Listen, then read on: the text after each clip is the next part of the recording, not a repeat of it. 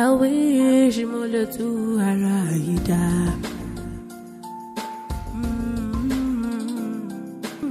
Yeah. Ooh. I wish I could turn back at the end of time. The end of time. I wish I could change my face, if not my name, if not my name.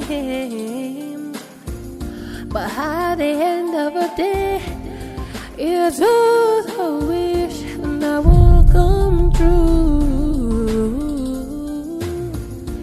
Never tell anyone, yeah, don't be told. I love me, Lara, me don't. Ṣùgbọ́n àwọn àtúndínlá ló dá mi sí o. Kí ló dé? Kí ló dé?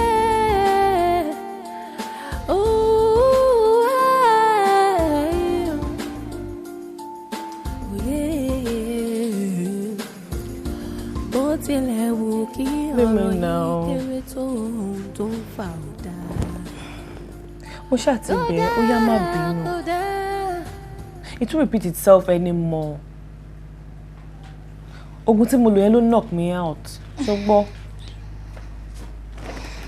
má bínú. Thank you very much for your understanding. Thank you. Sharing me. Tommy. Not even a good morning from you. Huh? Tí mo fi bu ẹ̀jẹ̀. Do you realize I'm your elder sister? Elder sister indeed. John torí Ọlọ́run ráyè tẹ́ láre, please. Jọ̀ọ́. Tommy. Tana.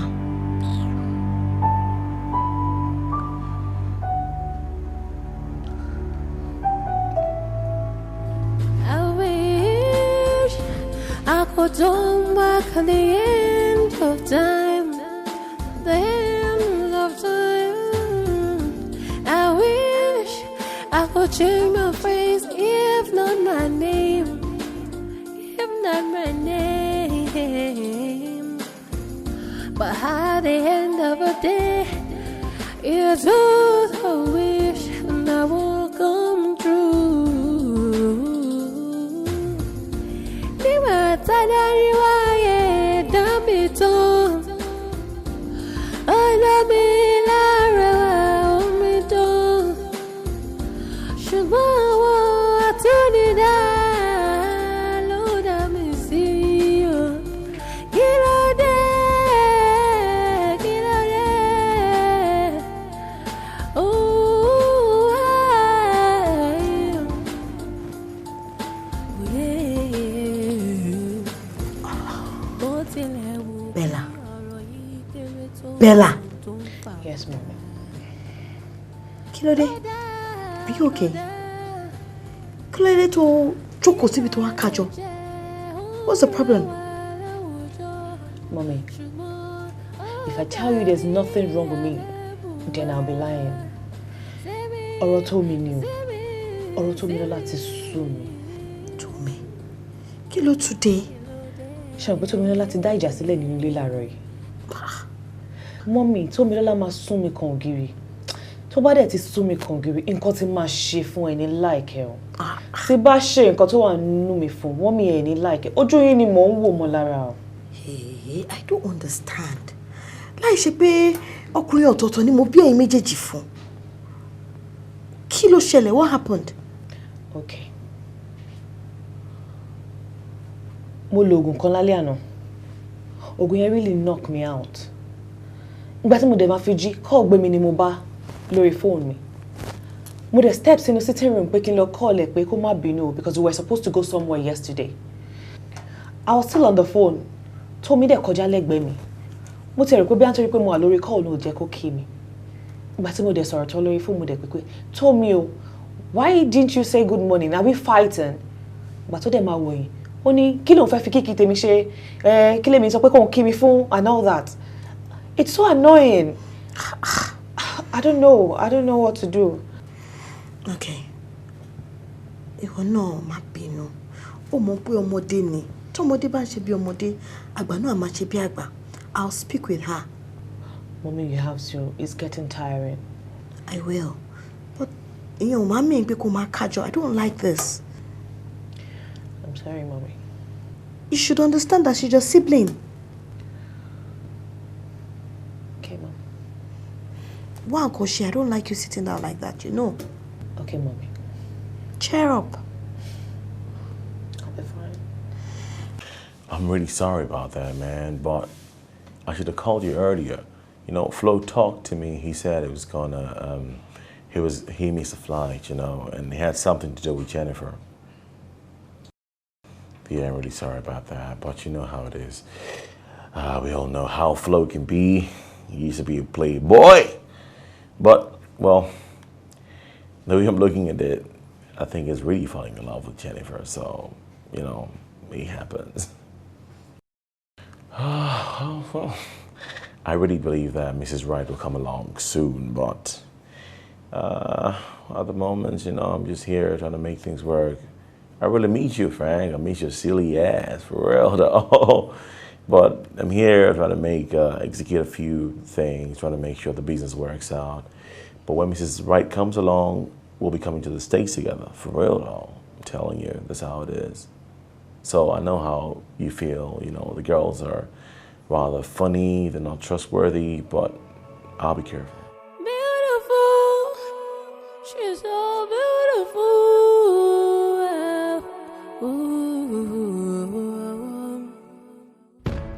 Obìnrin ayọ̀ ayẹlẹ̀ mi ń bá wí, tẹ̀yìn rí fi.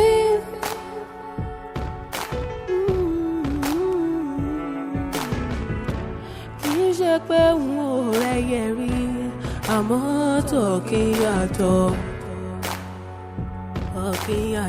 láàrin ẹyẹ tó ń fò lókè.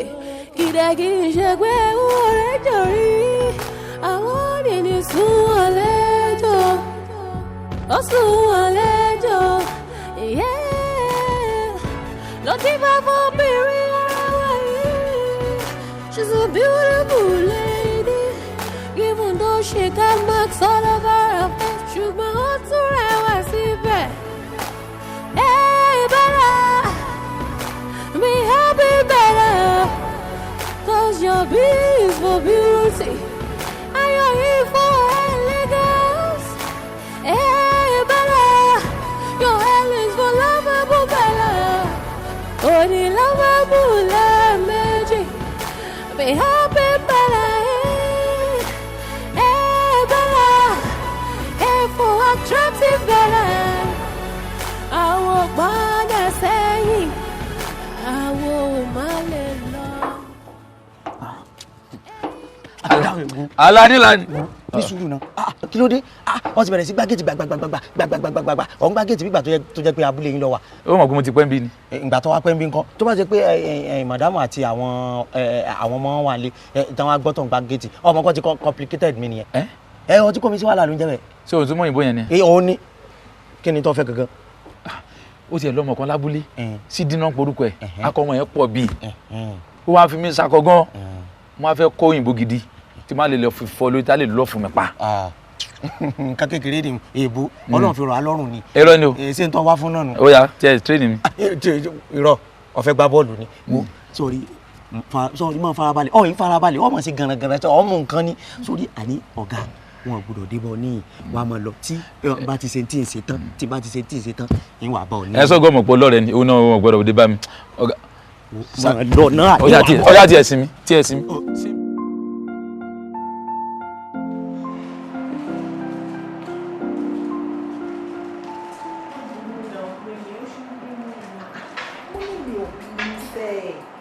Olóòbínú mo dẹ̀ ń fún mi latitude.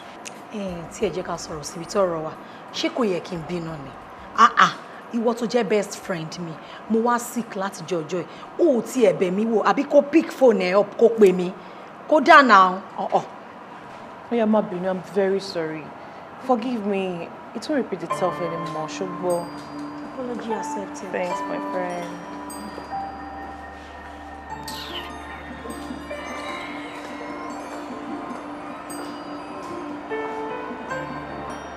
Bella, má sọ fún mi pé àbúrò ẹ̀ yìí ò tí change.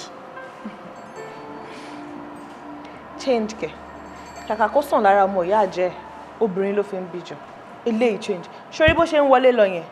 Ó ń lọ jókòó sọ́fíìsì ni o. Ibẹ̀ dẹ̀ ló mọ wà tílẹ̀ máa fi ṣú. Ṣé o fẹ́ rí? Ó yá jà lọ. Wàá rí fún ara ẹ̀. Kì í ṣe pé n ò rẹ́yẹ rí àmọ́ tọkíyàtọ̀ láàrin ẹyẹ tó ń fò lókè. Kìdẹ̀ kì í ṣe pé n ò rẹ́jọ rí àwọn ènìyàn sún wọn lẹ́jọ́. Ó sún wọn lẹ́jọ́. Looking for obìnrin ara yìí. She's a beautiful lady. Even though she got marks all over her face, ṣùgbọ́n ó tún rẹwà síbẹ̀. Hey, Bella, be happy, Bella, 'cause your B is for beauty and your E for elegance. Hey, Bella.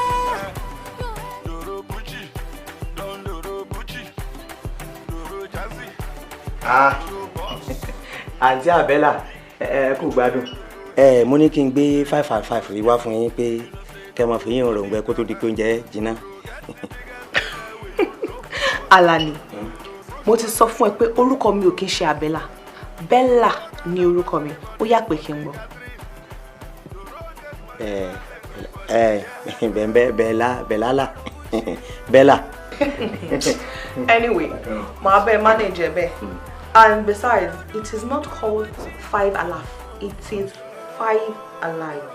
Mo gbọ́ life tó wà ń bẹ̀. Èèyàn tó bá wà ní life tí ò bá ti kú náà máa ń sọ pé it's life. That is èmi náà mọ̀ náà sickness ló fa forget it well. Oh my God, this guy is just a clown.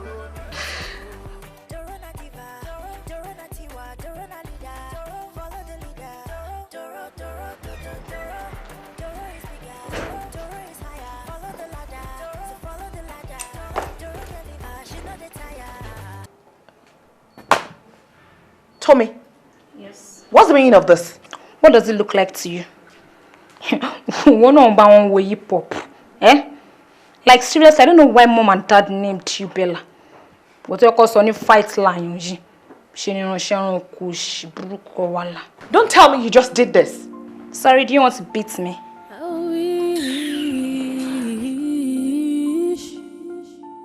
I wish more to Araida. Okay.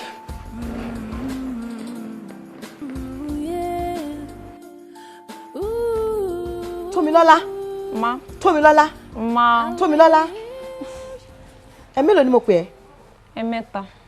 Kí ló ń jó ẹ lọ́wọ́ náà tí ò fi jólẹ̀? What is wrong with you? Bíbélì ní bọ̀wọ̀ fún ìyá ẹ àti bàbá ẹ àti ẹnikẹ́ni tó bá ju èèyàn lọ kí ọjọ́ ẹ kó lè pẹ́ lórí ilẹ̀ alààyè.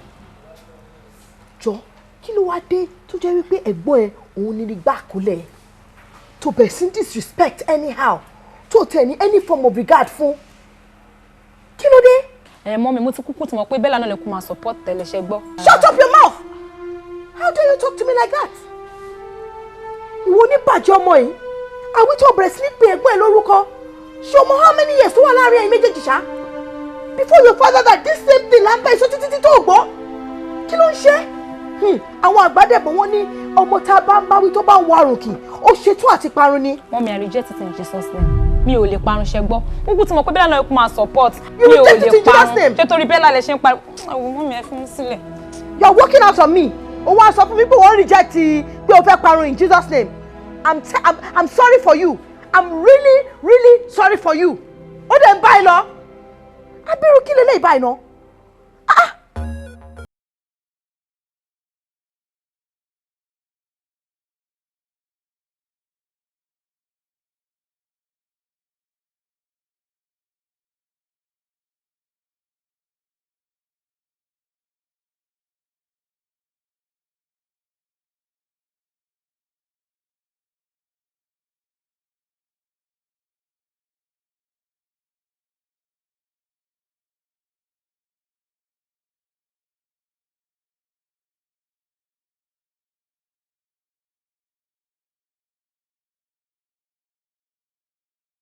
àwọn èèyàn tó ń wọnú club ni àbí kí lè dára ti sọ fún mi. Ah, ó máa bẹ́tà kí wá bá àwọn ẹranko tẹ̀ kó sí bíbá ìsọ̀rọ̀ man. Let me understand. Kí ló ṣẹlẹ̀ kankan náà? Why? Why? Madam, see, ó tọ́lú ti sọ fún yín yẹn. Kí ló ń ṣẹlẹ̀ now? Now let me tell you, the fact that I've got tribal mark on my face doesn't mean I'm coming here to constitute nuisance. Where is that done? Madam, ẹ má bínú ẹjọ́ torí Ọlọ́run. Ẹ má bínú. No, do you have an idea that I can sue you?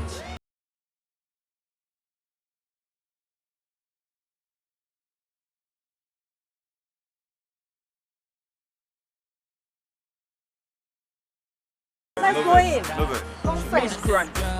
Àwọn kan tẹ̀ ń ṣe ẹ máa regret ẹ̀.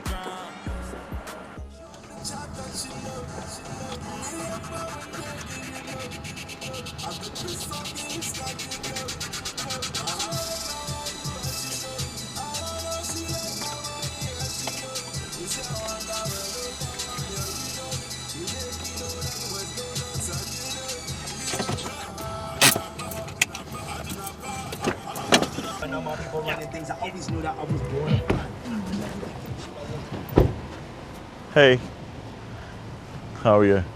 Hi. Yeah. Do you mind if I talk to you for a second, please? How may I help you? Oh, well, I just really like your person, so I'd like to get to know you better. My name is Watunde Williams. I am Bella Bankole. Nice to meet you. You're welcome. That's great. Are you a princess? I'm just me. Wow, I'm amazed. You know, because something about the travel marks and everything, it makes you look like African royalty. Thanks. Do you mind if we get your number so I can call you? Maybe we can hook up sometimes, have a drink. Really? Yeah. Okay. Thanks. Yeah. Oh, great. Thank you so much. I'm going to give you a call as soon as possible. Thank you. Nice to meet you. ṣe pé n ò rẹ́yẹ rí àmọ́ tọ̀kìn yàtọ̀ láàrin ẹyẹ tó ń fò lókè kìdàkì ṣe pé n ò rẹ́jọ rí àwọn ènìyàn sún wọn lẹ́jọ́ ó sún wọn lẹ́jọ́ ló ti bá fọ́bìnrin ara wa yìí. She's a beautiful lady. Even though she got marks all over her face, ṣùgbọ́n ó tún rẹwà síbẹ̀. Hey, better, be happy better, 'cause your B is for beauty, and your E for elegance. Hey, better, your L is for lovable better. Only lovable lẹ́ẹ̀mejì. Bella, I'm really happy you gave me the chance to see you today. You've been rather elusive. I wouldn't want you to say it that way. I'm always very busy managing my mom's salon. I'm sorry. It's okay. It's just that I would like to know more about you. Well, I can tell you everything about me today. I'm Bella Bankole from a family of 2. My dad is late. Oh, I'm really sorry about that. You must really miss him. May his soul rest in peace. Thanks, amen. And I hate people who lie. I don't like liars. I'm serious. I can't stand lies at all. I hate people who lie from the bottom of my heart, for real. Really? Yeah. So tell me, who is Babatunde Williams? I am the son of Chief Tokunbo Williams, the special advisor to the President of Ghana.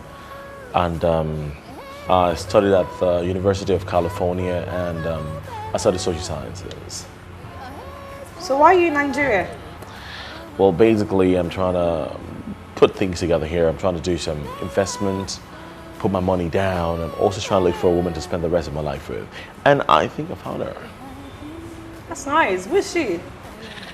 Oh, well, some time ago, I was at the ATM trying to get some money, and I ran into this really pretty lady, and I mean, I thought she was a princess for real, and she told me her name is Bella Bankole.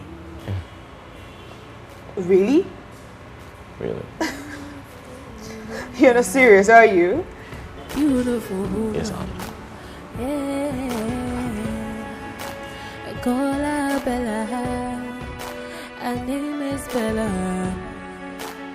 Sipe okola, suma otura wasiba. Bella, Bella, I call her Bella.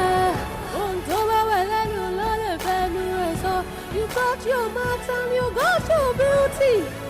Hey, Bella, be happy, Bella. Even though you've got those marks, but you still got your beauty. Oh, Bella, hey, Bella, your B is for beauty, and your E is for elegance. Hey, Bella, as for lovable Bella, and your hair is for attraction. So be happy, Bella. No, listen, if you cannot handle that, then who can? Why are you the manager here? I'm sorry. I'm very sorry about that. Mo ti ń complain in time without number. Mo dey try láti correct it. People you tell my better, but still, she's still doing the same thing. But mo promising pé mo ma replace it tí ó bá ti ṣe normal. Èmi náà ó ti sú mi. Ó ti sú ẹ? Yeah. Ó dẹ̀ pera ẹni manager ilé-iṣẹ́ yìí. Listen, replace her or you get replaced. We'll try to say possible best there. Do something about it. I will, ma. Alani wà ní ìta àṣekò wọlé. Let him in.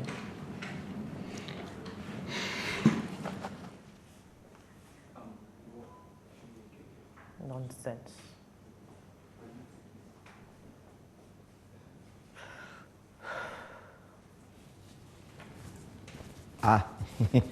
Ẹ kúṣẹ́ o. Àǹtí Àbẹ́là, ẹ lẹ́, ẹ pẹ̀lẹ́. Mo rí pé ìgbà tẹ́ fẹ́ kú ní láàárọ̀, ẹ sá ń rọ́sà ni, ẹ ń rọ́sà, kò jẹ́ kẹ́ ẹ dúró jẹ o. Mo á wò pé àsìkò sìn, bí fàṣí ó ti tó jẹ ni mo ṣe ní kí n bá yín gbé spark wá. Alani, my name is not Abella. My name is Bella. Bella ni orúkọ mi. Yín ò náà dábẹ́. Spark, ó wà ní ibi tí mo bá yín gbé sí. What? Spark. Spark? Yeah. Did you just say spark? Yeah. Listen and listen good. It is not called spark. Àbí spaghetti kan ló ń try àti sọ. Ó ní. Ẹ wọ́n pé ẹ̀yin náà ni ẹ mọ̀ ọkọ wa. Ilé ìwé mélòó là wá lọ. Ṣé ti ẹ rí tẹ́ ń bá rí yín? Mo fi yín yan gan ni. Wípé ẹ̀yin tẹ́ kọlà. Tẹ́lẹ̀ mo ti fẹ́ bínú lọ́lúwa. Mo fẹ́ bínú lọ́lúwa ni. Kàn há mi léha. Àwọn ọ̀rẹ́ mi olórí burúkú ni wọ́n. Bọ́ bá ṣe nǹkan díẹ̀ báyìí. Wọ́n ní bẹ́ẹ̀ tó ìwọ tó kọlà. Bí bá ń kọjá lọ báyìí wọ́n máa ń fi làbú mi. Àmọ́ nígbà tí orí láti yìn ẹ tún wá ń ṣe ìbò mọ̀. Wàhálà ọba ìlú ìbò bẹ́ẹ̀ bá jọ dúró tẹ́jọ díje. Wọ́n bíire. Ẹ máa ṣe ìbò lọ ni. Ẹ wò ọ̀rẹ́ mi kan bẹ̀. Àwọn ìbò díẹ̀ tí mo gbọ́ lẹ́nu yìí ni mo fi tù jẹ. Tí n bá sọ fún báyìí orí rẹ̀ ó làgó gbàùn. Gbogbo ìbò tí nǹkan wọn bá ń kọ́lẹ̀ wọ́n máa tó jọba lu wọn. Níjọ́ tó máa fẹ́ jọba lu wọn báyìí ìbò ni wọ́n kà fún gbogbo àwọn ìbò tán bá wá bẹ̀. Alani, ó sọ pé ṣe ló wá bíbá wá bú mi o. Bú yín láì jẹ́ kú ọ̀bọ̀ bú yín kẹ̀. Tó bá farabalẹ̀ dáadáa, you will learn more. But oh my God, you're funny. Irọ́ fọ́ ọkọ ọ̀rẹ́ mi ó nìkan ẹ̀rọ náà ní ẹ̀yọ kan ní kìí ṣe fọ́. All right, just go and get lọ́gbọ́n jẹ náà. Ẹ ṣeun ẹ sì lè fa ó dùn ẹ lè fa àwọn ọmọ sẹ́yìn náà jẹ́ ń bẹ kiri. Babs, let me alight here. I'd like to alight here. Bella, let me drop you off at home. No, not now, Babs. Not so soon. I still need time to know you better before I can introduce you to my family. You know how you guys are, very unpredictable.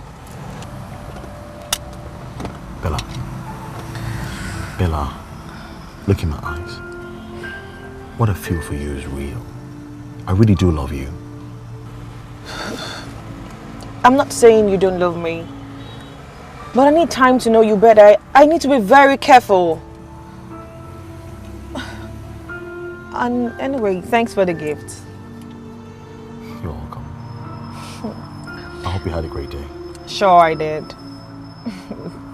Jack into my Lonson. What's that? Oh, I forgot you don't understand Yoruba language. But I need to start teaching you.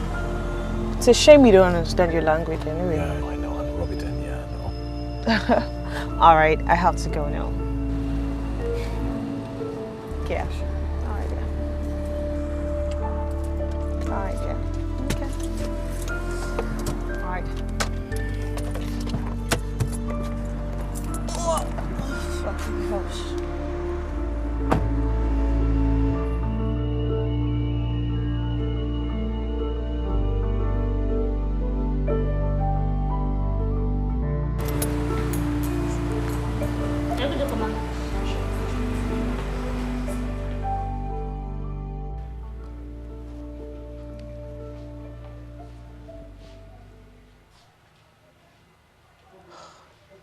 Shemilore! Shemilore! Yes? Please come over here.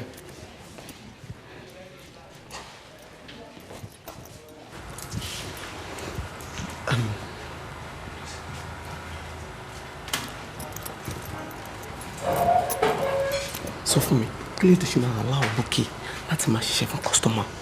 Try. Hey, try. Bukky newcomer ní Bukky now. Tí ẹni ẹ̀rọ bá wá lórí nǹkan tó ń ṣe ń bẹ̀ẹ̀, ṣé o mọ̀ pé tó bá gbé ẹ̀rọ yẹn lọ síta, do you know he's tarnishing the image of the company? Do you know that? I'm sorry for that. Please go and talk to her. Ẹ kú jókòó ma. Ẹ kú jókòó sister. She like me? Yeah, okay. Kẹ̀yà bá ọ̀rẹ́ mi ṣe ìkànnà dáadáa. Mo ti ròyìn fún kó tó di pé mo wá síbí. Mi ní fẹ́ kẹ́ disappoint mi. Nǹkan wo kí n disappoint? Ẹ má worry, tí má ti ṣe tó ń ṣe máa like it. Ma wẹ̀ iná pé service wa kì í disappoint. Hi. Ẹ káàsán wa. Carabao, what is that? Ṣé mọ́mì ti wá shop lára ẹ̀? Ara ma. Okay. Ẹ kú jókòó. Ẹ kú jókòó. Ẹ jọ̀ọ́, báwo ni àǹtí Ọ̀wàlàyé ṣe jẹ́? Ọmọ ọ̀gá wa ni wọ́n, so àwọn àtàbúrò wọn ni wọ́n jọ manage bí báyìí. Kí lè fẹ́ kọ sílẹ̀? Mo rí tìmúra ẹ̀, bọ̀ tó bá rí tìmúra ṣe, ṣé ó lè tọgbọ́n orí ṣíṣá? Are you serious? How many of you are gonna come? Oh, seriously? I'll see what I can do. I'll get back to you. Thank you. Later. Manager? Yes, please. Oh, sorry. You need to do something. At the end of the day, it's all I wish and I will come true.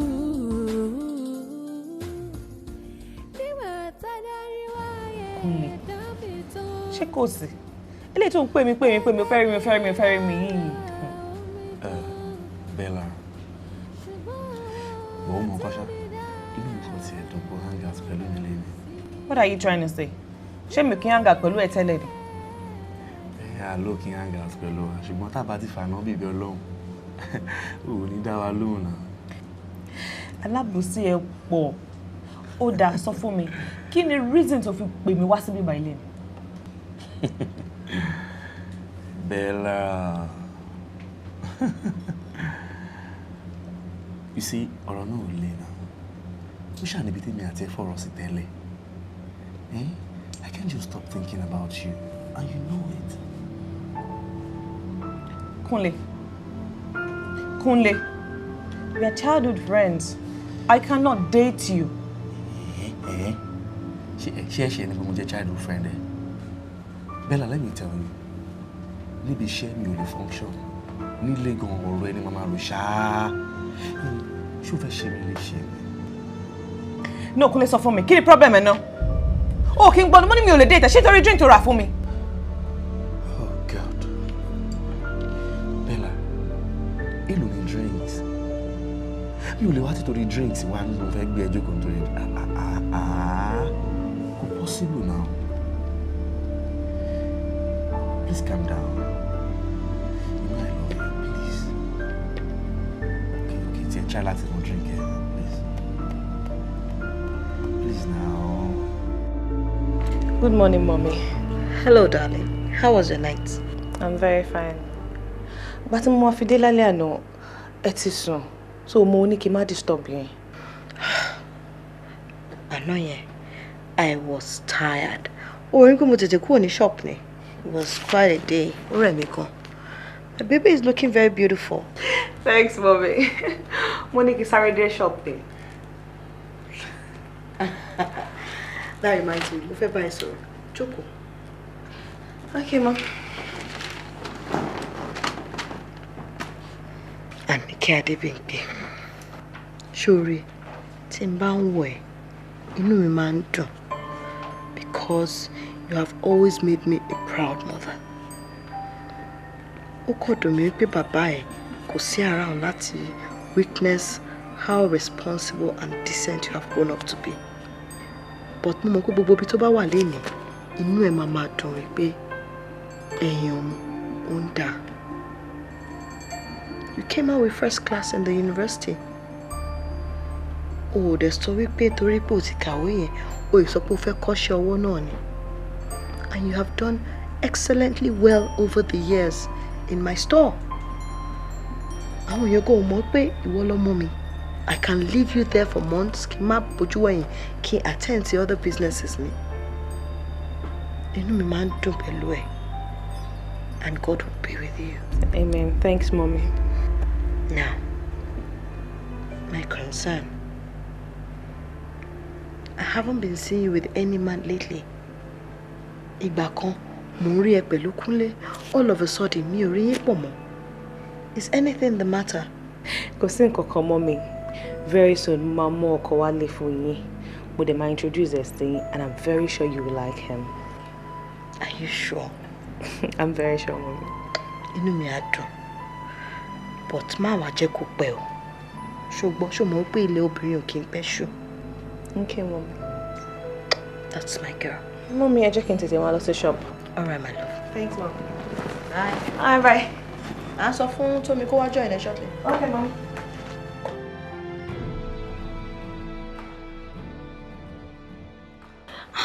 Bella, báwo ni ọmọ special adviser to the president of Ghana ṣe máa ask her out tó máa sọ pé ò lè fẹ́ lẹ́nu tó jẹ́ pé òun fún rẹ̀ máa ń lọ ó máa ń bọ̀ ni ọ̀rẹ́ mi opportunity lélẹ́yìí o and opportunity comes but once don't lose it. Gbèmí ó funny ṣé torí pé opportunity comes but once torí ẹ̀ ló ṣe fẹ́ kí n táyé bẹ́ mọ́ ilé. Why do you talk this way? I don't do my things like that. Ọ̀rẹ́ mi ò sọ pé kò bẹ́ mọ́ ìwọ náà wò náà ìwọ yìí kan náà ní Kúnlé tájọ ṣetán ní school tó sọ pé òun fẹ́ you turned him down ó náà lè fẹ́ and Kúnlé tá à ń sọ yìí is handsome, is rich, is intelligent and is well connected. Kò sí nǹkan tí obìnrin wá lára ọkùnrin tí kò pè sára Kúnlé ó tún wá offer ẹ níṣẹ́ ní big company ó sọ pé ó lè ṣe I mean I don't just understand you. Kí ló ń ṣe náà? Ó offer mi níṣẹ́ ní big company so ṣé tí bá sọ fún mi pé mo fẹ́ ṣiṣẹ́ lọ́la mi ò lè ríṣẹ́ ṣe ni Kúnlé fún mi níṣẹ́ mi ò fẹ́ Kúnlé tí n bá fẹ́ Kúnlé ṣé mi ò lè ríṣẹ́ lọ́la ni. You don't talk like that. Mo ní interest nínú irun ṣíṣe torí ẹ̀ ni mo ṣe decide láti wá ṣiṣẹ́ ní company mom sí and I don't see anything wrong in that. Ó dàbẹ̀ ni pé ohun ẹ ti ń le ó ti ń bínú right? I'm sorry. Anyway mi ò bínú mo kàn ní láti defend ọ̀rọ̀ tó sọ ni tó ṣàṣe máa ṣe irun ẹ̀ àbó òṣè mọ́. I'm ready if you are ready. Wá ṣe mí lórí wá ṣe irun.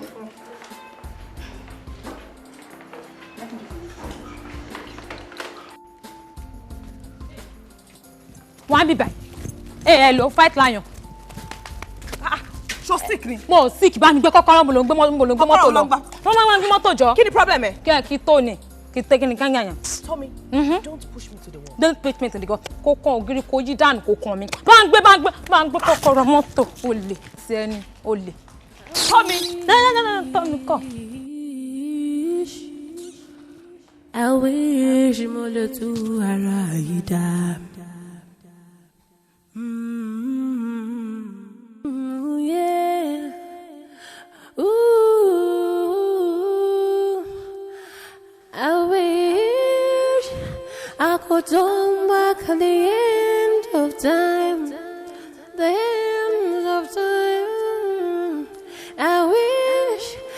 could change my face if not my name. If not my name.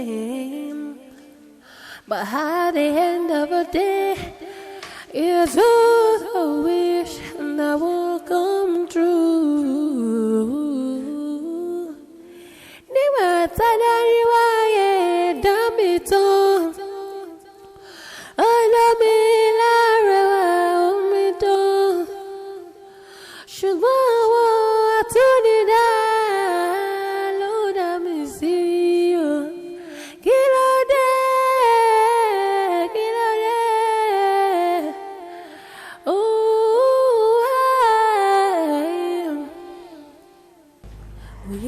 The last time I spoke with Miss Williams, she said she was going to Italy. Go and she design here.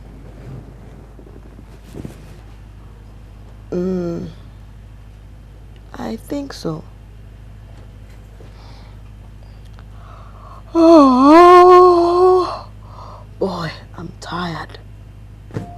I try to get one later, but Lola, my day finalize it pẹ̀lú wọn. Mo fẹ́ lọ sùn, má bẹ̀ sọ̀rọ̀ lọ́la. Baby, keep a bye at our mommy. All right, then. Sleep tight. Honey, Go let take me to Mole. Go, Shelley. Mommy, I need to talk to you. Kilo Shelley, come closer. What's the problem? There's something I want to ask you. Mommy, how come I have the cyber mark on my face?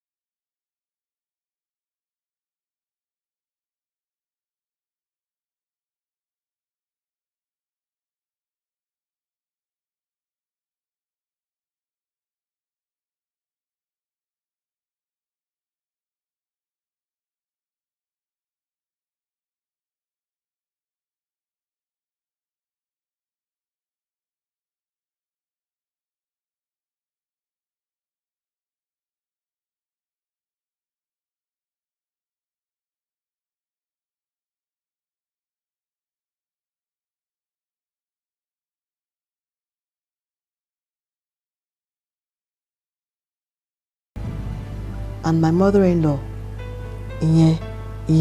Daddy, she came to the house. What a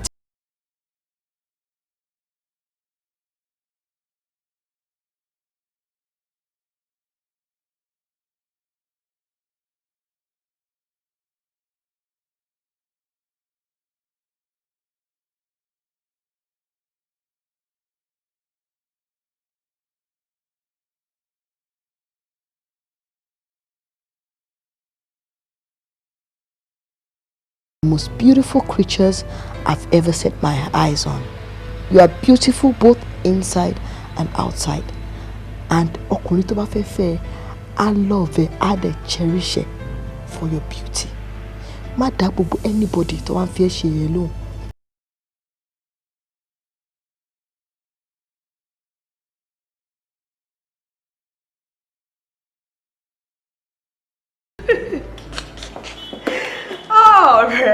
Ọ̀rọ̀ yẹn funny gan. So nítorí pé man yẹn sì ìyàwó ẹ̀ bí ìbejì, torí ẹ̀ ló ṣe sá kúrò ní. Bá máa ṣe rí nìyẹn o. Tí n bá sọ fún ẹ pé ọ̀dọ̀ ìyá bọ̀bọ́ yẹn ni woman yẹn gbé nsìn, yóò máa ní believe. That's funny. Oh. Okay. Hello dear. I'm fine. How are you? I'm fine. Okay. Yeah, you know the friend of mine I told you about? She's here. Hold on and talk to her.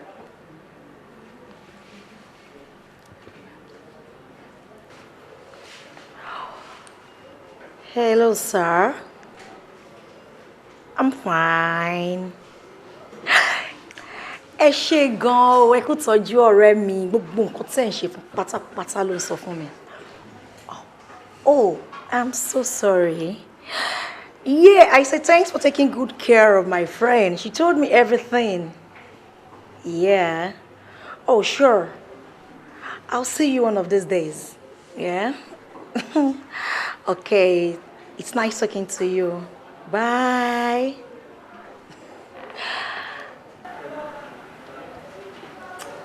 All right, dear. I'll talk to you later. Okay. Kí ló dé? Ọkọ ẹ̀ kàn rọ òyìnbó lọ ni àwọn ògbédè wa ń bí ni. Ṣé mi ò sọ pé kò gbọ́ Yorùbá ni? Kò gbọ́ nǹkan kan. Ṣé mo pé ìlú òyìnbó lọ bí sí? Ibẹ̀ dẹ̀ ló gbé dàgbà. Ẹ̀yẹn náà wà òkè. Àmọ́ nǹkan tí màá sọ fún ẹ ni pé ọ̀rẹ́ mi, sórí ẹja ńlá tó mú yìí, má jẹ́ kó bọ́ ọmọ ẹ lọ́wọ́, má tún fi lè ṣakọ. Abẹ̀rẹ̀. Anyway, mo jẹ́ kí n tètè yọjú sọ̀rọ̀ ọmọ yẹn. Okay. Ẹni tó lórí ó máa ní fìlà o. Bẹ́ẹ̀ lẹni tó ní fìlà ò lórí. Ládùrúlà tí wọ́n kọ sí lójú. Àwọn ọkùnrin ọlọ́lá ọlọ́lá. Àwọn ọkùnrin onípò onípò, àwọn ọkùnrin tó ní owó tí wọ́n dùn wò lọ́kùnrin. Àwọn ló máa ń lè kiri. A tún máa fi wọ́n ṣakọ. Ọlọ́run ọba ó máa tóbi lọ́ba o. Ọlọ́run ò dẹ̀ ṣe tèmi náà. Etí ẹ̀dùn náà. Àbí kémi náà lọ kọ́la ni. Bóyá kí n lọ kọ́la. Baby. Yeah, Kí ló ṣe? Kò sí mo wà okay. Beautiful, she's so beautiful.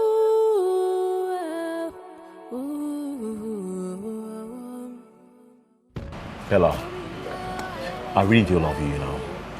I love you from here, from the bottom of my heart. I love you from here, from the soles of my feet. I really do love you a lot. Why are you saying all this, darling? Because I just want you to know that I love you so much. I love you too. But one thing though. How come you don't come to the hotel sometimes to chill with me? Babe, we can't be hanging around a place like this all the time. We need to have some privacy. Then you should get a place or rent a place at least. Okay, all right then. I'll work on it, okay? But I need you to know that I love you capital letters. Fat. Like this, I'm telling you. And come, there's something I need to tell you. Thank you.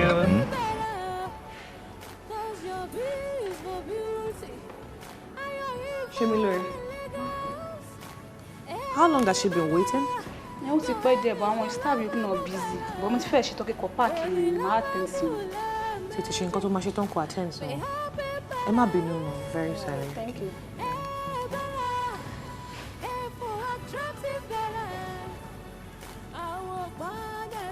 Hello, tó kẹ́ báwo ni? Again?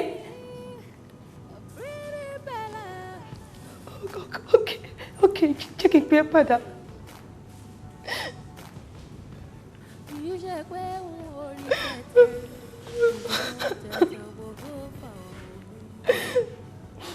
Sorry, sis, I hope everything is okay. Nothing. Auntie, Sorry, no, you can talk to me. Come sit down. I can't understand, ma. Of course I can. Come and sit here. Come and sit here. Talk to me, okay? It's alright. It's okay. So only carry over mẹ́jọ. Bẹ́ẹ̀ni. Èmi fúnra mi ni mo ń ṣe báyìí. Kò kú ṣe wípé mi ò mọ̀wé. Àmọ́ ìtìjú tí ìlàyé máa ń fún mi ni kò kí ń jẹ́ kí n lọ sí class lọ gba lecture. Àwọn èèyàn máa ń bú mi ní ọ̀wàlà. Láàárín àwùjọ, mi kì í lè dúró síbẹ̀ nítorí àbàwọ́n tó wà lára mi. Nǹkan táwọn òbí mi ṣe ò dáa o. Àwọn òbí mi dá mi lóró. It's okay. Don't blame your parents for it. Let me explain something to you. Your tribal mark does not determine your future. If you become someone tomorrow, nobody will remember you've got tribal mark on your face. Shongbomi. Ọ̀pọ̀lọpọ̀ reasons ló máa ń fà táwọn òbí wa fi máa ń fún wa ní irú láyé. Àwọn òbí èmi, wọ́n máa ń fún ọmọ wọn ní irú láyé láti fi ra ẹ̀mí ọmọ wọn padà. Èmi tí mo wà níwájú èyí wó la ojú mi. Àkọ́bí ọmọ ló máa ń kọ́ fún nídìílé dádì mi. Your face still looks very good. Ó ṣì ní space lójú ẹ. Wọ́n ti tèmi kò sí mark mo sorry kò sí space kankan lójú mi. And that has not made me change one bit. I still live my normal life. So listen to me. This mark should not determine your future. Live your normal life again. Promise me you'll become your normal self again. I promise you. I'll always go for lectures. And in case you have any difficulty in school, you can always reach me for assistance. Check it out on Kokofoy. When I was in school, I came out with a first grade. And I was the most beautiful girl in my department. Ṣé Okolama lọ fún beauty pageant? Oh. Oh yeah, Eleno. Yes. Beauty pageant has got to do with the brain and beauty, not just the face. That is why you have to summon courage, become your normal self again, and you get there. Do you understand now? Yes, Now smile for me. It's okay, yeah, it's okay. It's okay. Alani, kó tó dé, mo ti ṣe àwọn orin kọ̀ọ̀kan lẹ̀. Irọ́ ni o. Tí n bá bẹ̀rẹ̀ sí kọ fẹ́ wá gbájú ni. Irọ́ ni o. Má kọ. Suberu lọ́lọ́rin o. Suberu lọ́lọ́rin o. Olórin àgbàdùnú. Olórin àgbà ọmọdé gbàlagbà rẹ̀ o. Suberu lọ́lọ́rin o. Ara mi sì bù máa sọ. Ọ̀nà tó bá wù mí mo lè gbóhùn mi gbà. Mo gbé gbà lọ. Ṣé bẹ́ẹ̀ mi lọ́lọ́run fún? Ìwọ ni. Alani. Ìwọ ni. Èmi lọ́lọ́run fún. Ọ̀rẹ́ bóyá dùn. Torin bá gbá wájú wọlé o. Tó bá gbòsì wọlé o. Tó gbọ̀ tún wọlé o. Àtọ̀tún àtòsí ṣèbọ̀ ọ̀mí máa ló máa bọ́ sí. Ọwọ́ ẹ ni. Mo máa yín ní kéè. Mo tún máa yín ní padà. Owó kọ́ tó ọmọ yín ní padà kankan. Tọ́ ọmọ yín ní padà sọ́rí ọtí ṣiṣẹ́ yàn. Sọ́mọ pé ṣe onílé ẹ̀kọ́ ọmọ kan. Eléyìí tó ń ṣe fọgànáísà yóò dà ìgbà tó ń dààmú ara ẹni. Sọ́rí ọmọ tí ń bí mi nú gan. Kánibọ̀ ṣe wà yìí. Ifọ̀fù ló ń kọ ni. Ó ti jẹun jù. Kí ló ń gbé bẹ́ẹ̀? Ifọ̀fù. Kí ló ń gbé? Àwọn tán kọ takasúfè. Okay. Ọlámídé kẹ̀ wọ́n bí ìyá rẹ̀ rí. Orí ìbílẹ̀ ni wọ́n gbé wáyé. Ṣé bó ń rè é? Ọlámídé ìbílẹ̀ kẹ̀ wọ́n bí ìyá rẹ̀ rí. Olórí ibú ni ẹ o. Kí ló dé? Ìkàdé ni. Why? Ok, orí mi pé orin lọ́nà mi. Mo dẹ́ fẹ́ pọ̀ gbálẹ̀ di fọgànáísà láti jọ mi ò kó lójú kan. Ó dẹ̀ sọ fún mi pé orin lọ́nà o, má lọ kọ́ rí o. Eléyìí tó ń ṣe iná dà. Bọ́ bá ṣe rẹ́kọ̀dù, ó ti tà jù. Wo àwọn fámìlì rẹ̀ ní kọ̀kọ́ ra jìnnà káwọn ará àtàwọn tó rántí. Ohun ẹ̀ dùn ni níjà tó. So o lè má gbérin fún mi. Ta ni? Ìwọ. Wá nǹkan mi sọ. Wá nǹkan mi sọ. Èyí tá àti ẹ̀ ń wí dùn.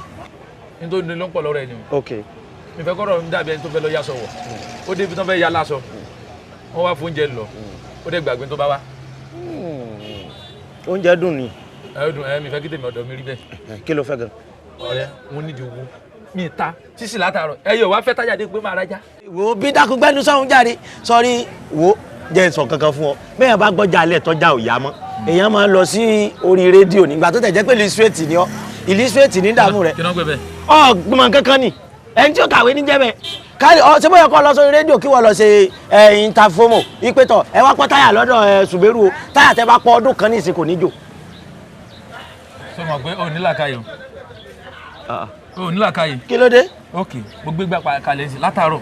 Mi ò fẹ́ táyà débi pé máa bá wọn ṣe táyà tó jò.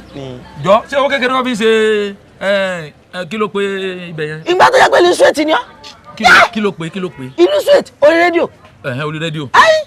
Jọ ṣé owó tí mo fẹ́ fi lọ ṣe polówó kò tó owó tí mo fẹ́ ra machine. Ìwọ lọmọ àkókò mẹ́rin tó sun yín àṣàṣàánú yín náà ni. Ṣé má jà fọ́rọ̀ gùn. Kí ló fẹ́ gangan kí ló fẹ́ ṣe fún ọ? Tó dun ní lọ́rọ̀ ló ń pọ̀ lọ́rọ̀ ẹ̀ ni. Ọ̀sọ̀ bẹ́ẹ̀ lẹ́ẹ̀kan kí ló fẹ́ ṣe fún ọ? Wàhálà ọ̀rọ̀ owó yìí ni o. Owó yìí náà ni. Ká fún ọ lówó. Owó yìí ni. Àwa ó fún ọ. Lọ́nà àbókù. Àfọ̀. Alani lani. Alani fẹ́rẹ̀ bí ẹ̀gùn. What are we first for?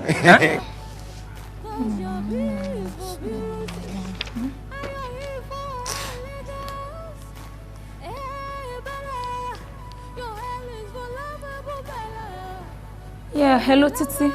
What's up? Báwo ni ṣé o ti ṣe assignment tí Mrs. Alakija gbé fún wa yẹn? Wọ́n náà mọ̀. All right, I'll talk to you later. Yeah, take care.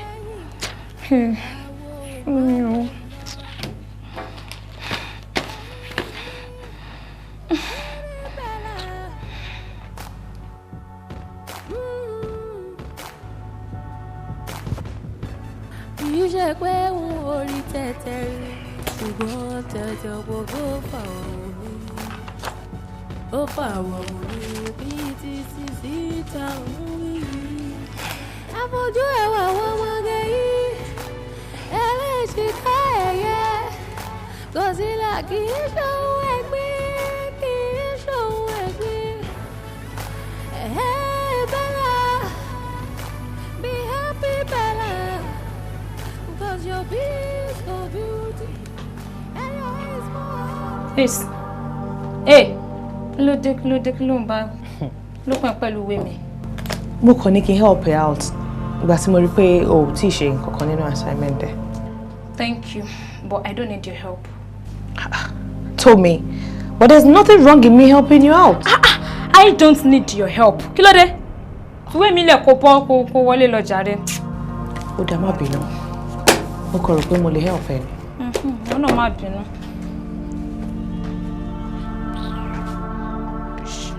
Tó mọ̀ lè tán kọ́.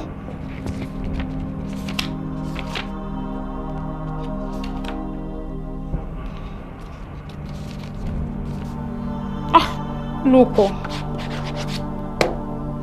Lódò ṣe wàhálà.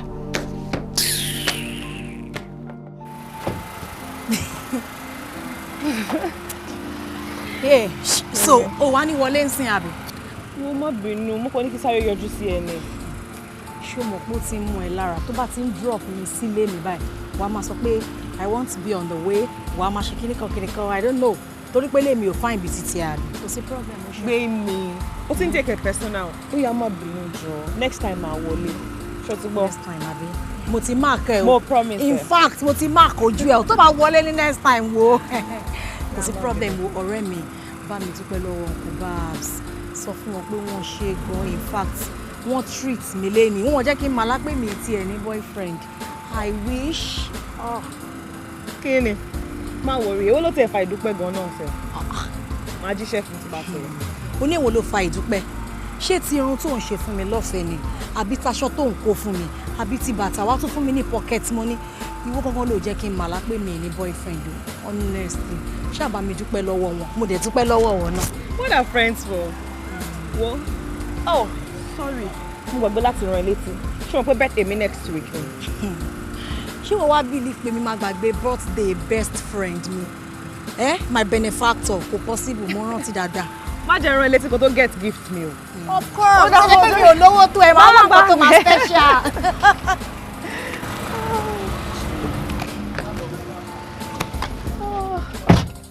Bẹ́ẹ̀ni. Yes. Ó dé bá ń bá Bella sọ̀rọ̀. In fact, I find it difficult to function. Mi ò fi ìbá ẹ rí. I feel I'm under a spell.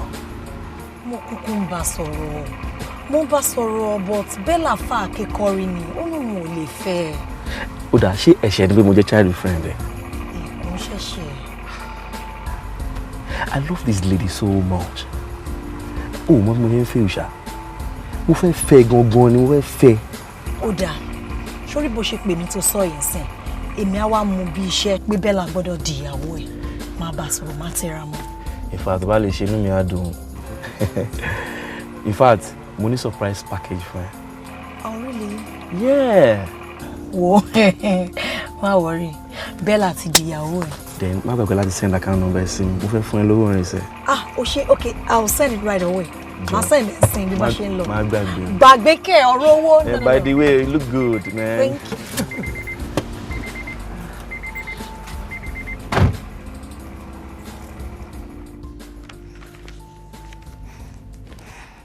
àǹtí mi ẹ dáríjì mi. Kí la rí? Tómi, ó pè mí láǹtì. Ọṣẹ wo ni mo fi wẹ̀ láàárọ̀ yìí? Tómilọ́lá, ó kúnlẹ̀ fẹ́ gbọ́n ẹ̀. Mọ́mí, bí mo ṣe rí náà nìyẹn o. Ẹ bá mi bàǹtí mi kó dáríjì mi. Wonders shall never end. Ṣé ìwọ tó jẹ́ pé kí bàbá yín tó kú, a bá ẹ sọ̀rọ̀ títí kó má pẹ̀gbọ́n ẹ̀ láǹtì, kó má pẹ̀gbọ́n ẹ̀ lórúkọ tó dá wa lóhùn? Kí lórí lọ́bẹ̀ tó fi wá rọ́wọ́ ná? Mom, she's my big sister and she really deserves respect. Àǹtí mi ṣe rántí ọjọ́ tí mo ṣe assignment tẹ́ bá mi ṣe tí mo cancel ẹ̀. Yes, mo rántí. After ìgbà yẹn tí mo wọlé lọ, so mo rí pé tí mi bá fi lè ṣe assignment lecturer mi ó lè dín nǹkan mi fún mi, mo dẹ̀ lè ní carry over fún iṣẹ́ yẹn. So mo wá da gbogbo ẹ̀kọ́. Mo wá submit assignment yẹn. Ṣé nǹkan tó ṣe tó jẹ́ ohun ìyàlẹ́nu náà nìyẹn? That's not all, Mom. Ìgbà tí mo dé school, bí lecturer mi ṣe wọnú class nìyẹn ò bó ṣe pè mí nìyẹn. Pé mi ni mo gba highest mark. In fact, látijọ́ tí mo ti wà ní school yẹn, mi ò gba yìí tó tó yẹn rí. Wọ́n lè mi ni mo gba highest mark because iṣẹ́ yẹn borrowed course from medical class ni. And mo wá realize pé mo ti miss a lot láti má relate mọ́ sister mi dáadáa. And they wá ń ṣẹjọ́ mi ò, mo rò pé àǹtí mi ò mọ̀ kankan ní pẹ̀lú ìlà tó kọ́ sójú. Mọ́mí, ọmọdé ló ń ṣe mí. Please, I need to beg her. Ọmọdé dẹ̀ ń ṣe é lóòótọ́. Ṣé tí ọba kọlà, ó mì pé èèyàn ní àbàwọ́n ni? Maybe you don't understand something. Ṣorí ìlà tí ẹ̀gbọ́n ẹ̀ kọ yìí, ìlà tí gbogbo àkọ́bí ìdílé bàbá yín máa ń kọ ni. If you were the firstborn, you have the same mark as well. Anyway, mo mọ̀ pé Bella máa dáríjì ẹ̀ náà. Well, mo ti dáríjì Mọ́mí. I've always loved Tommy, but mi ò mọ ẹ̀ṣẹ̀ tí mo ṣẹ̀ tó fi máa ń disrespect mi tó tó yìí. And I still love her anyway. Sorry. Àbúrò ẹ̀ mọ́ra. It's alright.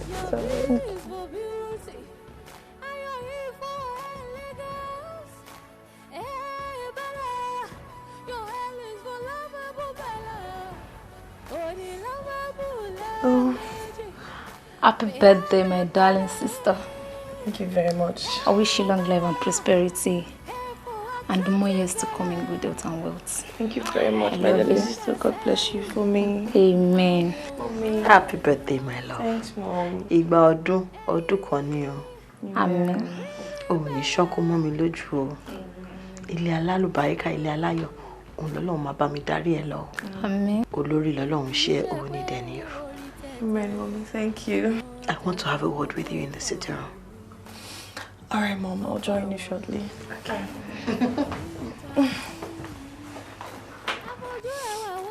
It's my birthday. Happy birthday, Bella.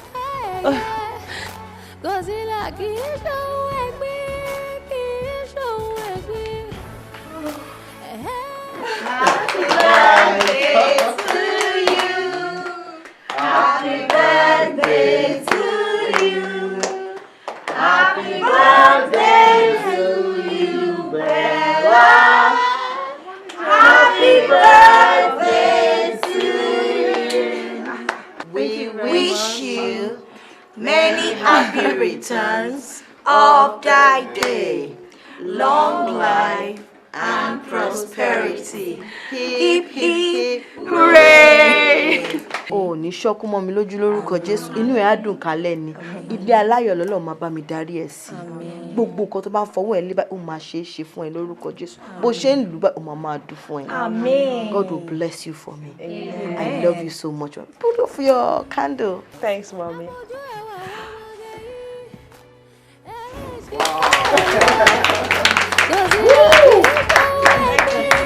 Thank you very much, manager. Thank you. Hey, Bella, be happy, Bella, because your Wait. bees go blue. What's today's date? August 8th. Do you remember my date of birth? Of course. You're born in 1987, August 8th. Oh, babe, I'm so sorry. I'm so sorry. Please forgive me. I just totally lost track of time. I really am sorry. Look, happy birthday to... what am I supposed to... Should I jump? Should I... I'm sorry. Please forgive me. Let me redeem myself. Let me celebrate it for you, okay? Let's go to the hotel, to the club or something. Babe, please talk to me.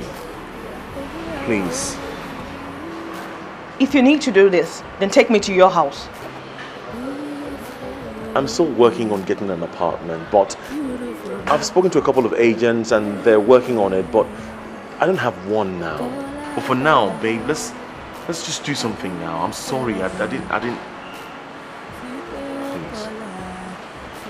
Okay, you know what? No hotel, nothing. Let me just give you a treat, all right? Please. Thank you.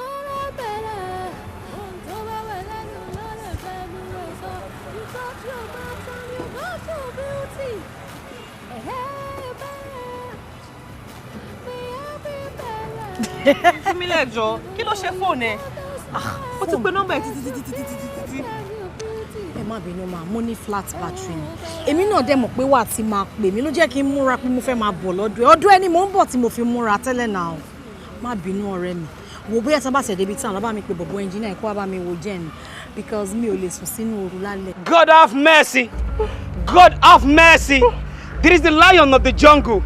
Hey, Hilary. Fight lion. Keep short. Ṣé wọ wẹ̀rẹ̀ náà bẹ́ẹ̀ wọ wí? Kí ló fẹ́ wọ rubbish man? Àǹtí, ẹ̀yin kọ́ là ń bá sọ̀rọ̀. Ṣé ẹ rí nǹkan ni wọ́n ti fà ó ti pọ̀ jù. Kò dẹ̀ wá rí bẹ́ẹ̀ o. Nǹkan ṣẹlẹ̀ ni pé mo ní information fẹ́ nìyí ni. Foundation yìí ti pọ̀ jù. Àwa lè kàn lé sí i. Mary Kay wà ń bẹ̀. Oh, God have mercy. Ó jẹ́ pé orin yín ọ̀pẹ ni kí ló ṣe invoice yìí náà ẹ́? Femi, fọ́ sílẹ̀. But what rubbish is this? You know you guys have got problem. You've got serious problem. You're talking to me that way. If you don't have a job, I can get you one. Idiot. What's our lot, Jerry? Our parents may be... Orin yín ọ̀pẹ, orin yín ọ̀pẹ. Orin yín ọ̀pẹ ẹ̀ níṣẹ́ lóòótọ́. Hilary. Idiot. Hilary rẹ̀ o.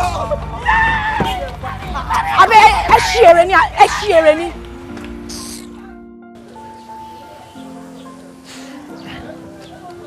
Alani lani. Alani lani. Ọkùnrin mẹ́ta. Alani. Mo rohun ya lẹ́nu kan lánàá. What happened? Ani mo rohun ya lẹ́nu kan lánàá. Sorry, illiterate ni o so gbọ́ nǹkan tí mo sọ kéèyàn ani kí ló ṣẹlẹ̀. Ó mọ̀ pé mi ò gbóyìnbó tẹ́lẹ̀. Ó tún bá mi sọ òyìnbó. Kí ló ṣẹlẹ̀? Oníbàárà mi kan ló wá lánàá. Mo wá ṣe ìbéèrè lórí ẹ̀. Wọ́n á ní ilé ọ̀dọ̀ ẹ̀ ló wà. Oníbàárà rẹ̀ wá bí ládọ̀ ṣe béèrè on difa ni. Ọ̀pẹ̀lẹ̀ ni. Àbí wèrè ni ó ní. Oníbàárà rẹ̀ kan wá lánàá. Kí ló ṣe béèrè kí náà ni ó wà níwà? Ó jẹ́ kó yé mi pé òun ni ọmọ ọ̀gá ibi tí wọ́n ti ń ṣiṣẹ́. Bó ló ṣe rí? Ó ga, ó pupa, ó kọlà. Àǹtí Àbẹ́lá nù. Àbí àbólòsì ni àǹtí Àbẹ́lá ni wọ́n sọ pé ìwọ nífẹ̀ẹ́. Ṣé tó bá lẹ́ran ní òní ọkàn nípa ṣé ìmọ̀ràn gbé tiẹ̀ wá ni? Tó bá sọ nílà ọmọ pé ìlà ti tiẹ̀ ó yàtọ̀ ni. Níbo ló ti yàtọ̀? Tiwantiwa níjọ. Tiyín. Tiwantiwa ni. Mi tí òfin mi tí ti sí. Mi tí ti. Ó kọlà ṣé ó kọlà náà sọ ni? Èèyàn lè kọlà bó ṣe wà. Bó bá jẹ́ ti ìwé ni ìbẹ̀ǹbẹ̀. Tó bá yẹ pé ti kọ́ ọmọ fún àìní ó ní fún ìtì. Wọ́n mọ̀ náà. Wọ́n mọ̀. Àkókò ní burúkú lọ jáde. Ìwọ tí làwọn ẹ̀dá àbígbà tí wọ́n táyà yìí ni ṣé ńlá àti ẹni wá ń sọ ni. Ìlà tó rí owó jẹun sí. Tó sí làbí rin wíńdò. Dáì wo ó ní bí ó ti bàjẹ́ táyà ìwọ ògo sí àti Àbẹ́là. Láíláí ọmọ kọjá ìwọ sọrí ilé ìtọ́ra wọlé ní sùúrù jáde.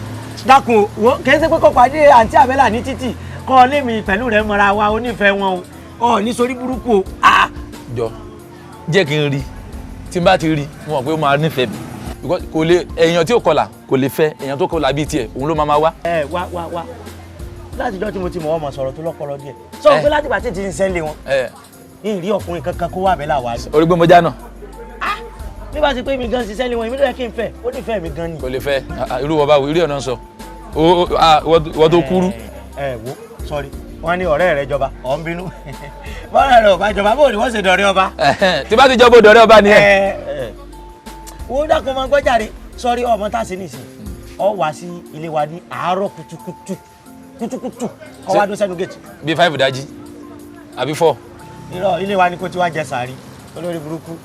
a ní láàárọ̀ kùtùkùtù ọ dúró báyìí sí ẹnu gèètì dákun má wọlé o sọ́rí tó bá ti dó sẹ́nu gèètì ní nǹkan bíi aago 10 ìgbà ni àǹtí Abẹ́là máa jáde bọ́ bá ti jáde báyìí ìwọ sá lọ bá wọn kọ́ fìfẹ́ tọ́ ní kọ́ fi hàn sí wọn Ṣùbẹ́rù ẹ̀mí ló mọ̀ pé ọ́. ẹ̀mẹ́jì. dákun torí Ọlọ́run ní bá gbèsè ayé rẹ jẹ́ o. àmín. ìgbà tó bá fìfẹ́ hàn sí wọn má dáa kọ mi mọ́ la mọ́ra o. bọ́ bá fẹ́ káyé ẹ bàjẹ́ tó fẹ́ sórí burúkú pé káwọn mọ̀lẹ́bí rẹ wọ́ ọtí má dárúkọ mi o. Alani. single. èpò yẹ̀ wá pọ̀ jù. ẹ káàárọ̀. ẹni mo dóde látàárọ̀. èmi ló ń jóde ṣé kò sí. kò lè àdàfún yín àwọn òbí mi wọ́n ti pariwo bá àti sọ́lẹ́ni ti wá pọ̀ jù máa wò pé kí n wá wọ̀rọ̀ kan fi ṣàdá because wọ́n ní mo ti tó márì pé mo ti rúgbó àwọn tó jù mí lọ sí márì wọ́n ní rárá kí n sá lọ mú ìyàwó wa dandan ọjọ́ tí mo máa ń ṣiṣẹ́ fún kọ́sítọ́mà mi kan ẹ wá bọ́ lẹ́nu mọ́tò wọ́n á béèrè àgbà ẹnì yìí báwo ló ṣe jẹ́ nǹkan kan pé mo láìkẹ́ torí pé ó jó nílà mi àtọ́jọ́ yẹn ni mo ti máàkì ojú yín pé ẹnì yìí tí ò bá jálẹ̀ ẹni á jẹ́yàwó ẹni so mo wá béèrè káàkiri ní gbogbo àdúgbò mo wá get ibi mo sì wá. You want to get married to me? No, because tiwantiwa jọ market of your faces and receive. You have markets that resemble faces? Yeah. What does that mean? Yeah, I love you, ni. Ẹ má bínú, brother. Mi ò ní lè fẹ́ yín. My English is not correct. No, it is correct. That's it. You can't tell me you love him. I love him. Don't worry. You'll surely find someone that will love you too. No. See my package now. Fine boy. Ẹ fine lóòótọ́. Mo ti rí pé ẹ fine. Ẹ wọ ọmọ náà. But ẹ má bínú. Ẹ wọ ọmọ náà. Ẹ má bínú, brother. Mi ò ní lè fẹ́ yín. Ẹ wá máa lọ. Irú òrùn wèrè wọlé lè kan sùn. Wọ́n ti lò bí. Ẹ máa wá ṣe yí dànù. Ẹ ti lọ mú tọ̀. Ẹ sáwà ṣe táyà fáwa. A ní kẹ́ wá ṣe táyà kí ló ṣe yín. Ẹ máa bá ṣe ń wò. Ẹ wá ṣe táyà ẹ kọ̀ lọ sùn bí ẹsẹ̀ kìíní.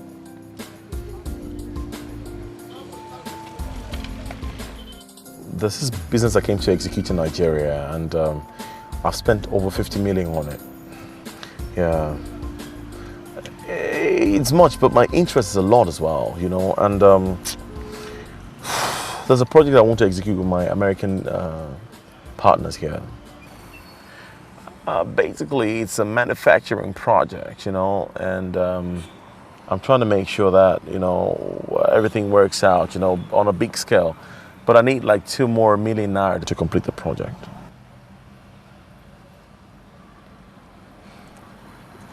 Are you serious?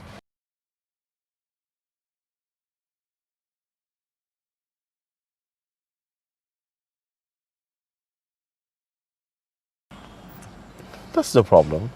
By the time the business is done, I can give you back 6 million. And then when I'm going back to the States, we can just go back together, you know, you can be my wife, we can have a good family, you know what I mean? Of course I'm serious, you know, because I want to settle down with you. Because I love you, baby. I love you from the bottom of my heart. I want to be with you all the time. I love you too, baby. Bye. Mwah. What exactly ni nǹkan tó fẹ́ kí n ṣe fún ẹ? Nǹkan tó ṣẹlẹ̀ gangan ni pé mi tiẹ̀ mọ̀ bí mo ṣe fẹ́ sọ tó rówó yẹn pọ̀ díẹ̀. Nídìí bíi 2 million fáwọn òbí mi ni. What? 2 what? Orí pé mo sọ pé ó pọ̀ díẹ̀. 2 million naira? Kò ń ṣe pé mi ò fẹ́ fún ẹ o. But 2 million naira is a lot of money. Wo ọ̀rẹ́ mi, ṣorí ojú ẹ̀sìn yẹn báyìí ó ti ṣú ó fẹ́ rọ̀. Ṣorí tí mi bá gẹ̀ẹ́tò owó yẹn, àwọn òbí mi máa ṣẹlẹ́yà. Èmi gan fúnra mi máa ṣẹlẹ́yà. Mi tiẹ̀ mọ bí tí mo fẹ́ lọ. Ó tiẹ̀ ti sú mi. Mi tiẹ̀ mọ tí mo fẹ́ ṣe mọ́ báyìí. Okay, baby, it's okay. I understand. But, okay. Tí bá rí 1.8 million naira fún ẹ̀ńkọ́, kó dẹ̀ lọ wá 200,000 tó kù sí. Ó ṣe ọ̀rẹ́ mi, in fact, ó ti try. Ó ṣe gan wo mi ní dá ẹ láéláé. Ọ̀rẹ́ bí ọmọ ìyá ni ẹ, oh my God. I found out it was quite a bit awkward. What we're going to do, we're going to play for them. So we're going to make sure that, you know, everything will work out, right? Good evening, sir. Hello, sir. From Aboda Police Station. Your attention is needed at our station. Is anything the problem? Not really. When you get there, we're going to know. Okay, so is it just me or both of us? Good out here. Baby, are you sure everything is okay? I don't know, but let me find out. Okay, I'll be alright, man. Thank you. It's okay.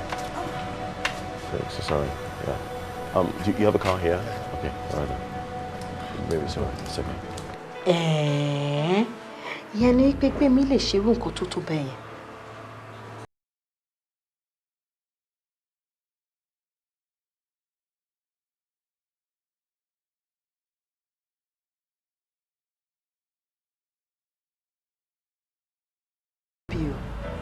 Ibi tó dẹ̀ ń wò yẹn náà á máa wà nínú eré.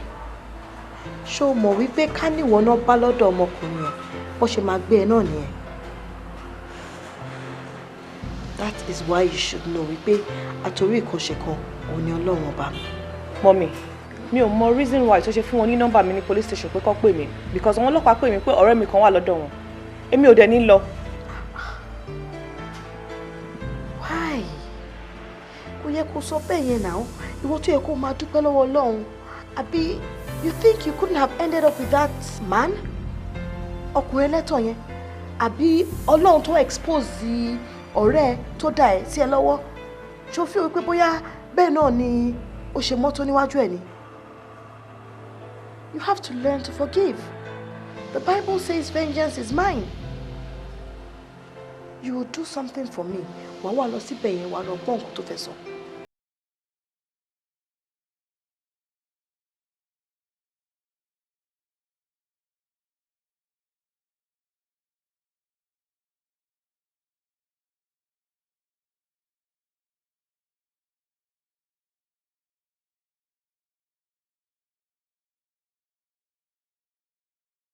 Ṣé mo lè rí wọn? Why not? Bella jọ̀ọ́ dáríjì mi. Kò tiẹ̀ yé mi bí gbogbo ẹ̀ ṣe ṣẹlẹ̀. Mi tí ẹ lè sọ pé nǹkan báyìí ni. Mo mọ̀ pé mo dalẹ̀ ọ̀rẹ́. Iṣẹ́ èṣù ni. I know I betrayed the trust you have in me as a friend. Èyí tó ti wá dùn mí jù di pé owó tí mo wá parọ́ gbà lọ́wọ́ ẹ̀. Tí mo sọ pé àwọn òbí mi ní problem. Olórí burúkú yìí ló gbowó yẹn lọ́wọ́ mi. Dáríjì mi. I'm sorry. Bímọ, pẹ̀lú bí mo ṣe sáré káàkiri láti help family ẹ̀, ó sọ fún mi pé family ẹ̀ ní problem. Mo dẹ̀ try possible best mi àti raise owó yẹn fún ẹ. So ọkùnrin ni wọ́n kówó tí mo fún ẹ fún. Orí má ṣòro ṣe o. And you, Mr. Babs, why isn't your father here today to save you? The son to the special advisor to the president of Ghana. Madam, irọ́ ló ń pa. Ọmọ bàbá carpenter ni. Ìyá ẹ̀ pàápàá wà níbí lánàá. Tẹ́ bá rí ìyá yẹn, àánú ìyá yẹn á ṣe yẹn. Níwọ tó yẹ kó tẹpá mọ́ṣẹ́. Ó wá ń defraud àwọn ọmọbìnrin káàkiri. Ó ń gba owó lọ́wọ́ wọn káàkiri. Ó fi ń ṣayé àbí? Ṣé lóòótọ́ ló gbowó lọ́wọ́ ọmọbìnrin yìí? Dá mi lóhùn, mo ní ṣé lóòótọ́ ló gbowó lọ́wọ́ ọmọbìnrin yìí? Talk, can't you talk? It's all mobile lawyer, but I'm not very fine boy. It's all running more now. But we're going to wash every money can go for it to fabo. You. Ìwọ. Ṣé pé ìwọ gbọ́ Yorùbá? Ó ń sọ Yorùbá. Àṣé ń tọ́ mi láti jọjọ́ yìí. I could turn back at the end of time, the end of time. I wish I could change my face, if not my name. Thanks for the honor. If not my name. I just really like your person, so I'd like to get to know you better. My name is, what's my name again? Excuse me. No, take it from top. It's a transportation, sir. Anything could have happened. It's in my pocket.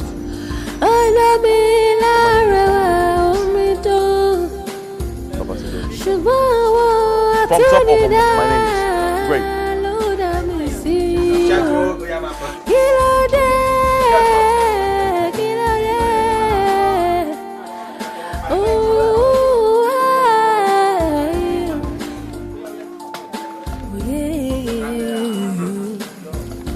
Bó tilẹ̀ wù kí ọ̀rọ̀ yìí kéré tó ń fà ó dáa. Kódà ilà lè jẹ́ ohun ẹwà láwùjọ, ṣùgbọ́n ó dàbí àléébù ara. Síbi.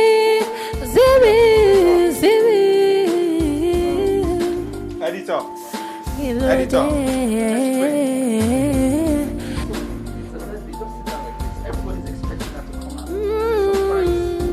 I wish I could go back to the end of time.